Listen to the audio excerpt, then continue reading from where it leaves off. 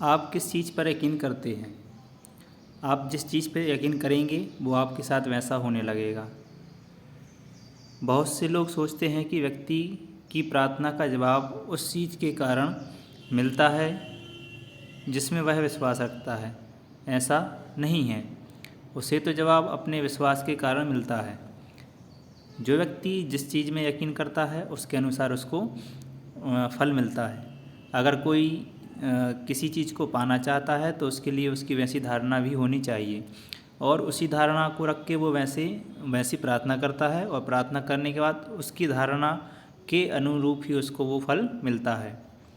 प्रार्थना का फल तो तब ही मिलता है जब व्यक्ति का अवचेतन मन उस व्यक्ति की मानसिक तस्वीर या विचार पर प्रक्रिया करके उसे हकीकत में बदल देता है।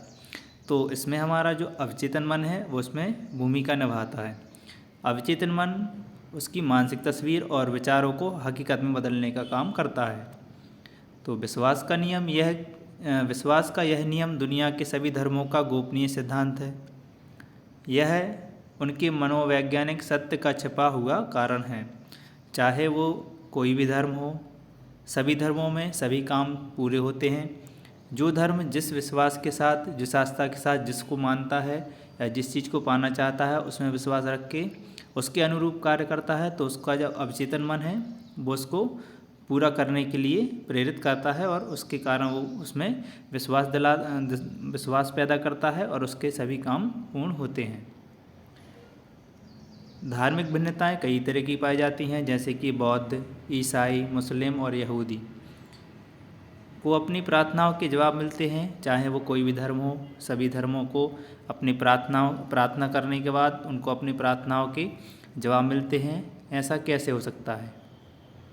इसका कारण यह है कि प्रार्थनाओं के जवाब किसी खास आस्था, धर्म, जुड़ाव, कर्मकांड, संस्कार, आराधना, भजन, मंत्र, बलि या चढ़ावे के कारण नहीं मिलते। जवाब तो उस आस्था या मानसिक स्वीकृति के कारण मिलते हैं जिसके साथ प्रार्थना की जाती है। तो इसका कारण ये है कि चाहे वो कोई भी धर्म हो, वो प्रार्थनाओं के उसको जवाब तभी मिलेंगे जब उसकी मानसिक आस्था उसमें हो। जैसी स्थिति रखकर, जैसी भावना रख के वो प्रार्थना करेगा उसके अनुरूप ही उसकी प्रार्थना पूर्ण होती है। जीवन का नियम आस्था का नियम है। जीवन का नियम आस्था का नियम है।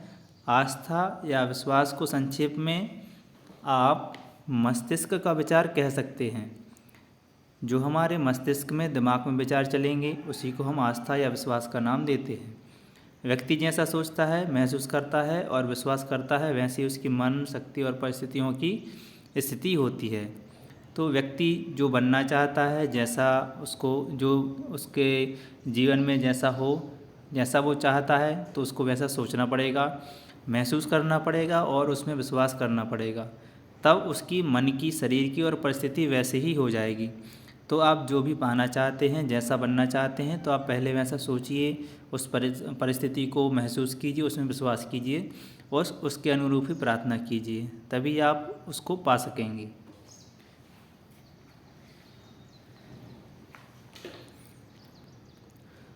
आप क्या कर रहे हैं और क्यों कर रहे हैं, यह जान लेने के बाद आप अवचेतन मन की मदद से ऐसी तकनीक तैयार कर सकते हैं जो आपको जीवन की सभी अच्छी चीज़ें दिलाएं।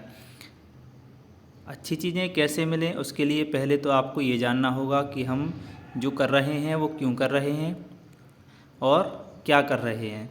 इसको जानने के बाद ही आपका जो अवचेतन मन है उसको सही सूचना मिलेगी, सही तकनीक मिलेगी और वह प्लानिंग करेगा, तैयारी करेगा कि किस तरीके से इस चीज़ को हम प्राप्त कर सकें। फॉर एग्ज़ाम्पल, अगर आप कोई घर, गाड़ी लेना चाहते हैं तो सबसे पहले आपको एक माइंड मैप बनाना होगा कि हमें किस तरीके का घर चाहिए और इसको हमें लेना है, इसमें हम रह रहे हैं, एक तरीके से महसूस करना है। तो इसके अनुरूप ही जो अवचेतन मन है आपको ये परिस्थिति ऐसी पैदा कर देगा कि आप घर लेने की तरफ, आपका जो रोज़गार है, पैसा है, इसकी तरफ आप खुद ब खुद आगे बढ़ते जाएंगे और इस तरीके से अवचेतन मन आपकी हेल्प करेगा, उसको दिलाने में, सफल बनाने में घर आपको मिल जाएगा। सफल प्रार्थना का मूल अर्थ मनोकामना पूरी होना है। तो इस तरीके से जो संक्षेप में बात की जाए कि प्रार्थना क्या है, तो प्रार्थना तभी हमारी सिद्ध मानी जाएगी, मूल अर्थ उसका वही होगा कि जब हमारी मनोकामना पूरी हो जाए। हम प्रार्थना इसीलिए ही करते हैं कि हमारी जो मनोकामना है वो सारी पूरी हो जाएं। तो मनोकामनाएं तभी पूरी होंगी जब आप उसमें विश्वास रख के पूर्ण आस्था के साथ उसको अवचेतन मन तक पहुंचाएंगे। तो ये थी हमारी छोटी सी वीडियो जिसमें हमने जो ये जीवन है, जीवन के कुछ नियम है, आस्था विश्वास है और हमारा अवचेतन मन किस तरीके से कार्य करता है वो हमने डिस्कस किया, बातचीत की। वीडियो आपको कैसी लगी आप कमेंट बॉक्स में ज़रूर बताएं। वीडियो देखने के लिए आप सभी का बहुत बहुत धन्यवाद। अगर आपको वीडियो पसंद आए तो लाइक ज़रूर करें और अगर आप ऐसे ही वीडियो और देखना चाहते हैं तो आप इसको सब्सक्राइब ज़रूर कर लें। अगली वीडियो में हम आपके साथ कुछ और जानकारी शेयर करेंगे। तब तक के लिए राधे राधे, जय श्री राम।